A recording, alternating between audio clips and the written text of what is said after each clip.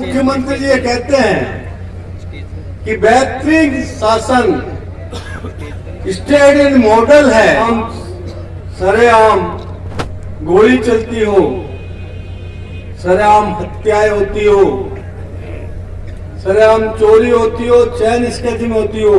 आपके गुड़ा में नहीं है, पूरे प्रदेश में माफिया राज है। चाहे वो बजरी माफिया हो, चाहे वो खनिज माफिया हो, चाहे वो पानी माफिया हो, चाहे वो ड्रग्स माफिया हो, चाहे दारू के माफिया हो, सारे प्रदेश के अंदर माफियों का बोलबाला है। जो आपके विधायक है वो इस सरकार की सौतन है।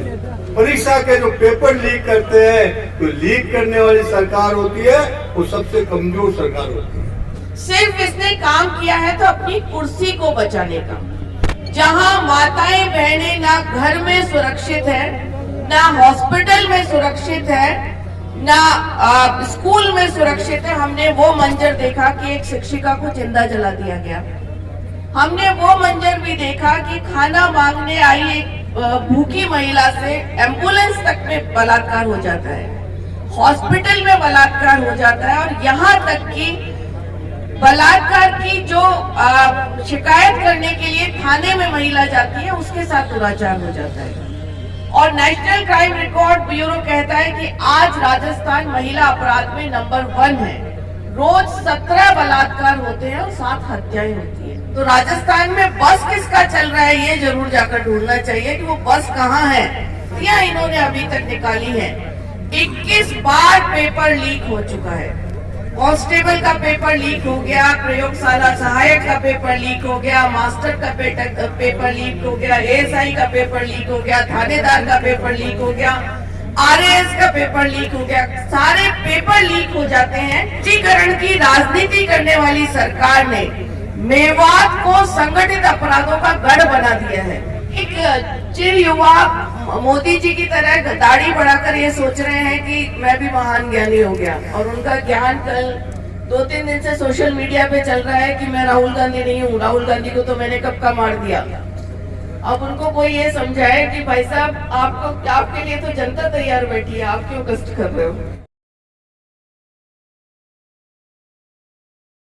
कांग्रेस इस निकम्मी सरकार को बदलना है, बदलना है। कांग्रेस की इस निकम्मी सरकार को बदलना है, बदलना है। आज सब भारतीय जनता पार्टी की आक्रोश महासभा के पूरे आजादी के बाद ऐसा शासन किसी ने नहीं देखा। शासन की शुरुआत से ही जो संघर्ष शुरू हुआ, उस संघर्ष का परिणाम हमने 4 वर्षों तक भुगता है। और 4 वर्षों में जो झूठ के आधार पर, लोगों का भरोसा तोड़ने के आधार पर जो सरकार बनी,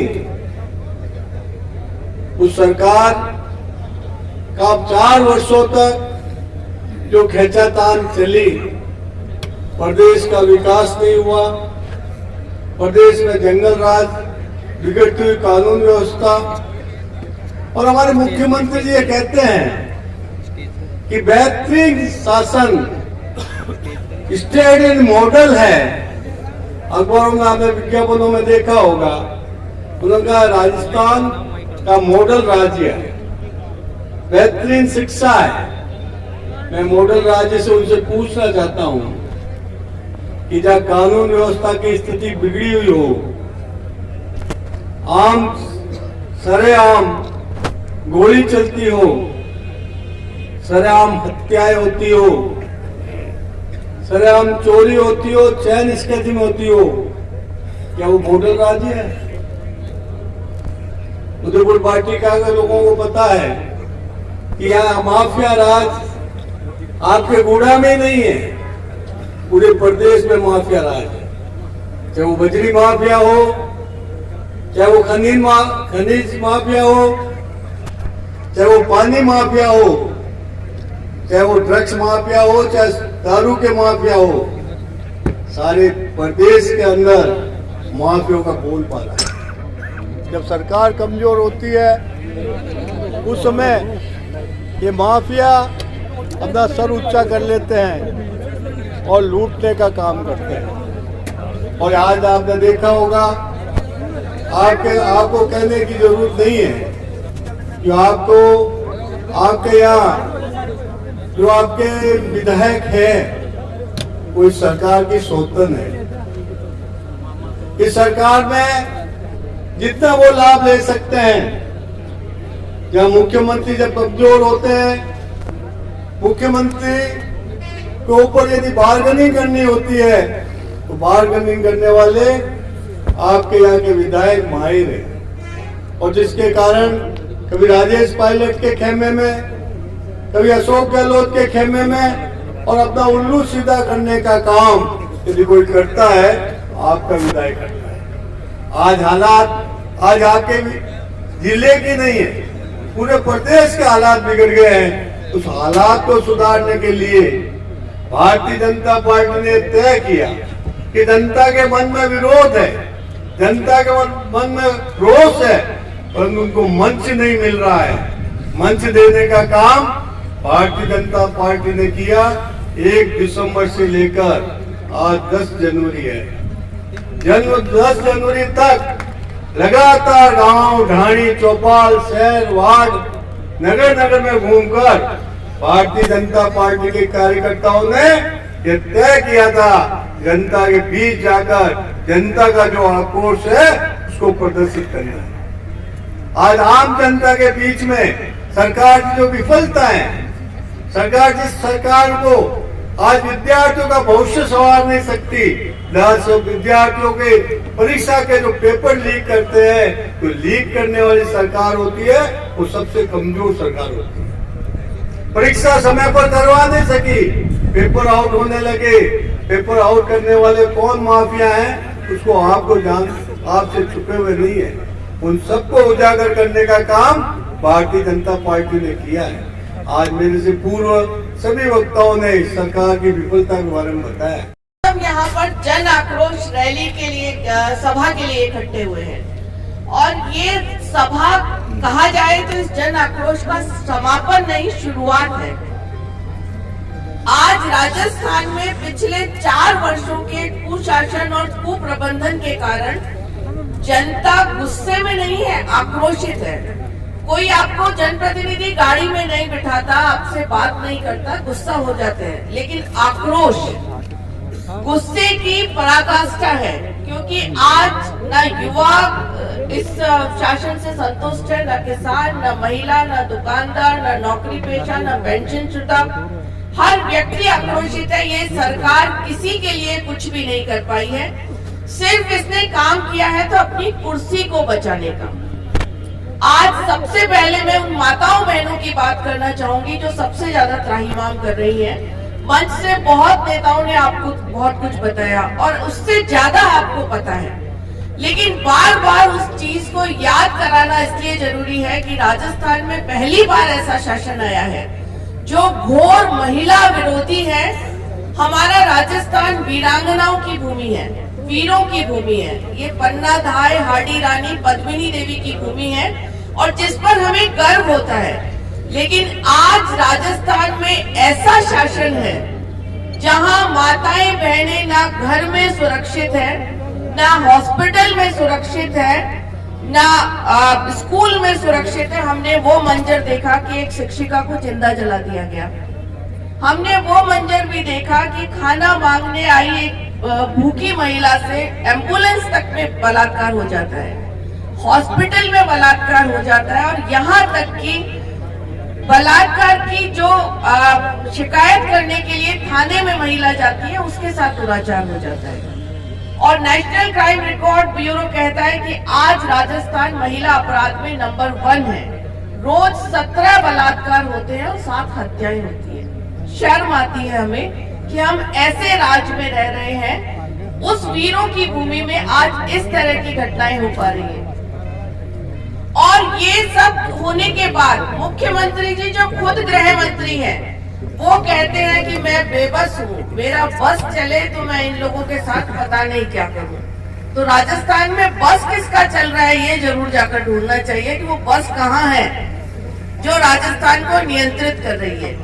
और इनके सीनियर मंत्री सदन के पटल पर विधानसभा में कहते हैं कि ये सब इसलिए हो रहा है कि राजस्थान मर्दों का प्रदेश है, डूब मरने वाली स्थिति है।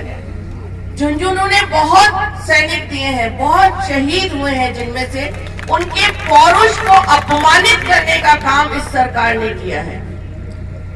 हमारे वीरों ने इस देश की धरा को बचाने का काम भी, उसके लिए अपनी वीर गति प्राप्त होना स्वीकार किया। वो मर्दानगी हो सकती है, लेकिन एक दुराचारी मर्दानगी अगर कहा जाए तो ये उनकी सोच, ये कांग्रेस का चाल चरित्र और चेहरा बताता है। इनका प्रथम परिवार की नेता यूपी में कहती है लड़की हूँ लड़ सकती हूँ। आपको ध्यान होगा अलवर में एक मूक बधिर बालिका के साथ दुराचार हो जाता है। हम एक कमेटी के रूप में वहाँ अध्ययन करने जाते हैं, उस बालिका की, उसके परिवार की हालत देखी नहीं जाती। एसपी से मिलते हैं, लेकिन सारा जो सिस्टम है वो उस पूरी बालिका को न्याय न मिले इस तरह का प्रयास कर रहा था। हमने सोचा कि लड़की हूँ लड़ सकती हूँ का नारा दे रही है। वो आई हुई थी अपना जन्मदिन मनाने के लिए, प्रियंका वाड्रा जी की बात कर रही है, वो आई हुई थी अपना जन्मदिन मनाने के लिए ये सवाई माधोपुर में। हम वहां पहुंचते हैं, हमारी बात सुनना तो दूर, हमें गिरफ्तार करा लिया जाता है। ये है उनका चरित्र, ये है उनका व्यवहार, जो वो राजस्थान की वीरांगनाओं की धरती की माताओं बहनों के प्रति उनका जो सोच है उसको दर्शाता है। और उसी तरह किसानों की बात करें तो मैं खुद एक किसान परिवार से आती हूँ। हमारे पास संसाधन बहुत सीमित होते हैं, तो हमारे किसान भाइयों ने कि कर्जा तो माफ हो जाएगा, साल भर की एक अपनी कार्य योजना बना ली थी कि कर्ज माफ हो जाएगा तो इतने पैसे से मैं बच्चे को पढ़ाऊंगा, इतने पैसे से घर में एक कमरा बनवाऊंगा, इतने पैसे से बेटी की शादी का प्रयास करूंगा। लेकिन होता क्या है, कर्ज माफी तो होती नहीं है और बिजली की दरें नहीं बढ़ाने का वादा करने वाली सरकार 9 बार से ज्यादा बिजली की दरें बढ़ा देती है। और उसके बाद भी खेतों में पानी देने के लिए रात में जगना पड़ता है, बिजली नहीं आती है। किसान आत्महत्या के लिए मजबूर हो जाता है, किसान की जमीन कुर्क हो जाती है। और उससे भी एक कदम आगे जाकर किसान के साथ वो सोचता है मेरे साथ तो जो हुआ ठीक है, लेकिन मेरा बेटा कम से कम सरकारी नौकरी मिल जाएगी तो उसका भविष्य सुरक्षित हो जाएगा। पेट काट कर बच्चे को कोचिंग के लिए बाहर भेजता है, लेकिन उसको भी नौकरी नहीं मिलती है। ये जो इन्होंने कहा था बेरोजगारी भत्ता, वो तो पता नहीं कहाँ गया, लेकिन जो भर्तियां इन्होंने अभी तक निकाली है, 21 बार पेपर लीक हो चुका है। कांस्टेबल का पेपर लीक हो गया, प्रयोगशाला सहायक का पेपर लीक हो गया, मास्टर का पेपर लीक हो गया, एएसआई का पेपर लीक हो गया, थानेदार का पेपर लीक हो गया, आरएएस का पेपर लीक हो गया। सारे पेपर लीक हो जाते हैं और पेपर लीक करने वाले एक महाशय सुभाष शर्मा को अरेस्ट कर लेती है पुलिस और पता नहीं फिर किसका फोन आता है, उसे छोड़ दिया जाता है। हम भारतीय जनता पार्टी के कार्यकर्ताओं की मांग हमने की, बहुत प्रचंड प्रदर्शन हमारे प्रदेश अध्यक्ष आदरणीय सतीश पूनिया जी के नेतृत्व में जयपुर में किया गया और हमने ये मांग की कि बार बार जो पेपर लीक हो रहे हैं इनकी जांच सीबीआई को क्यों नहीं दे देते हो। लेकिन ये देने की हिम्मत इस सरकार में नहीं है, क्योंकि बड़ी बड़ी इनकी मछलियां उसके अंदर फंसी हुई हैं, इनके जनप्रतिनिधियों का उसके अंदर हाथ है। तो ये व्यवहार है उनका राजस्थान की जनता के प्रति, इसलिए जनता आक्रोशित है। और वो बात जिसके लिए राजस्थान की जनता इस अशोक गहलोत सरकार को कभी माफ नहीं करेगी, वो है सर्वधर्म सद्भाव को अपनाने वाली हमारी संस्कृति।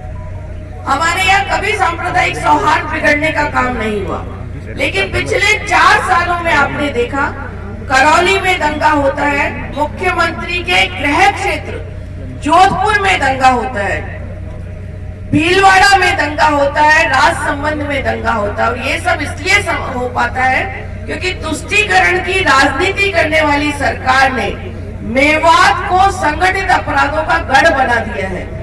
और इस राज्य में रामनवमी का जुलूस निकालने की अनुमति नहीं होती, नए वर्ष का जुलूस निकालने की अनुमति नहीं होती, लेकिन जो प्रतिबंधित संगठन है पीएफआई, उसको कोटा में रैली निकालने की अनुमति दे दी जाती है। और इसीलिए इस तरह की घटनाएं राजस्थान में हो पाती हैं।